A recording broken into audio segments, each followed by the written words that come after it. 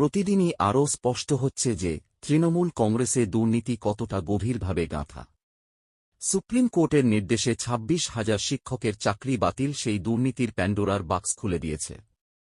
সম্প্রতি এবিপি আনন্দকে দেওয়া এক সাক্ষাৎকারে তৃণমূল নেতা কুণাল ঘোষ বিস্ফোরক দাবি করেন, ২০২১ সালের বিধানসভা নির্বাচনের আগেই দলের শীর্ষ মহল জানত শিক্ষা দপ্তরের দুর্নীতি ও ঘুষের কারবার সম্পর্কে।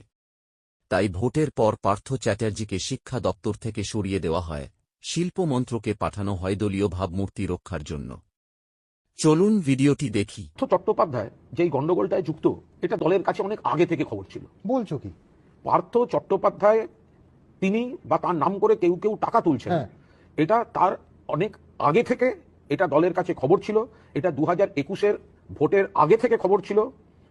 সেই কারণেই মূলত পার্থ চট্টোপাধ্যায়কে শিক্ষা দপ্তর থেকে দেওয়া হয়নি।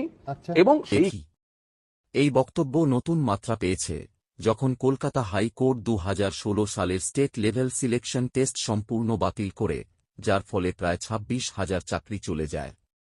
অথচ তৃণমূল দাবি করে তারা পার্থর গ্রেপ্তারের আগে কিছুই জানত না। লোকসভা নির্বাচনের আবহে কুণাল ঘোষের এই মন্তব্যে রাজনৈতিক মঞ্চে আরও উত্তেজনা ছড়িয়েছে। তিনি যখন প্রকাশ্যে এক বিজেপি প্রার্থীর প্রশংসা করেন, তখন তাঁকে সাধারণ সম্পাদকের পদ থেকে সরিয়ে দেওয়া হয়।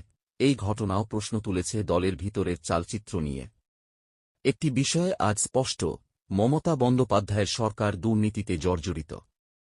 প্রশাসনের সব স্তরে ব্যর্থতা এবং স্বজনপোষণই এই সরকারের চালচিত্র। 2026 সালে মানুষকেই সিদ্ধান্ত নিতে হবে, এই দুর্নীতিগ্রস্ত সরকারকে আর সুযোগ দেওয়া হবে কিনা।